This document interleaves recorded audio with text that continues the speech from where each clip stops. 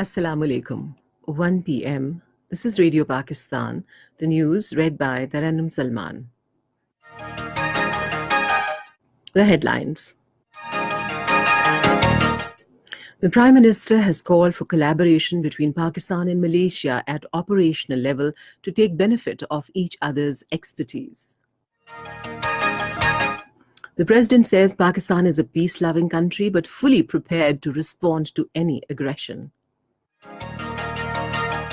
At the United Nations, Pakistan has called for a renewed commitment to anti-poverty sustainable development goals to achieve the targets set in 2030 agenda. In occupied Kashmir, complete shutdown is being observed today against the killings, arbitrary arrests and attack on journalists by Indian forces. And now the news in detail.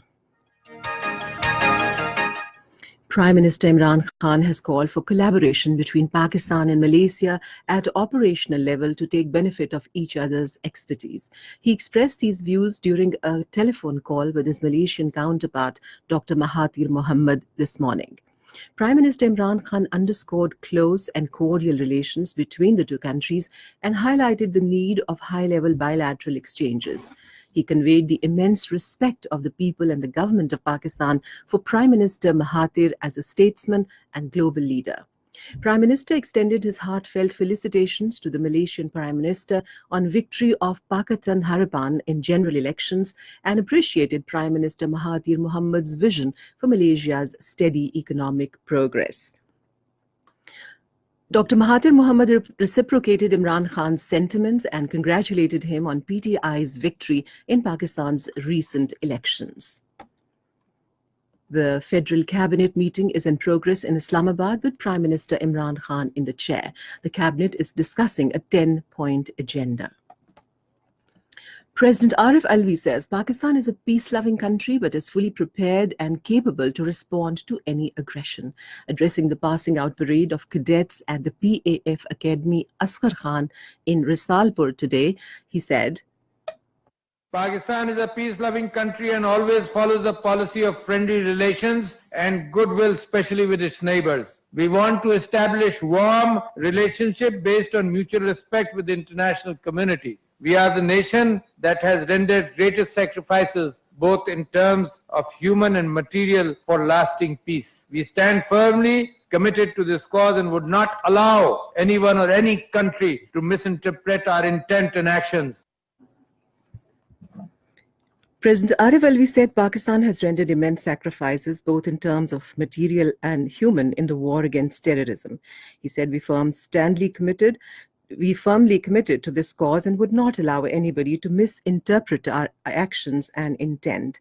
Arif Alvi said Pakistan is facing both internal and external challenges but vowed to overcome them through cohesive approach.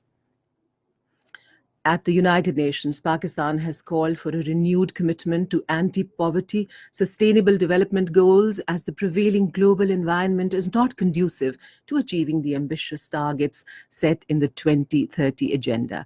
These views were expressed by Pakistan's permanent representative to the world body, Maliha Lodhi, while speaking in a debate on sustainable development at the UN General Assembly's Second Committee, which deals with economic and financial matters. She said priorities of the incumbent government in Pakistan are fully aligned with objectives of the 2030 agenda while addressing all the three dimensions of sustainable development.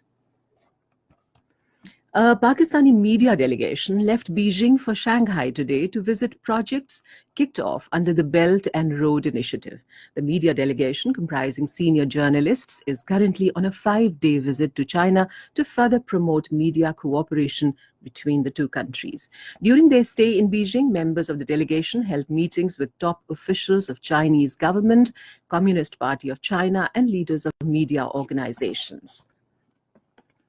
Russia and Egypt have signed an agreement on comprehensive partnership and strategic cooperation. The agreement was signed by Russian President Vladimir Putin and his Egyptian counterpart Adil Fattah al-Sisi in Sochi. According to TASS news agency, Putin highlighted the joint projects, including the nuclear power plant and the techno park implemented by the two countries. In occupied Kashmir, Indian troops in their fresh act of state terrorism martyred one more youth in Pulwama district today. Meanwhile, complete shutdown is being observed today against the killings, arbitrary arrests, and attack on journalists by Indian forces. Call for the strike has been given by the Joint Resistance Leadership comprising Sayyid Ali Gilani, Mirwais Umar Farooq, and Muhammad Yasin Malik. On the third day of the second cricket test against Australia in Abu Dhabi, Pakistan in their second innings were 232 for 4 at lunch. And that is the end of the news. For more news and analyses, log on to our website radio.gov.pk and also watch live video streaming of our bulletins on the link facebook.com/Radio Pakistan News Official.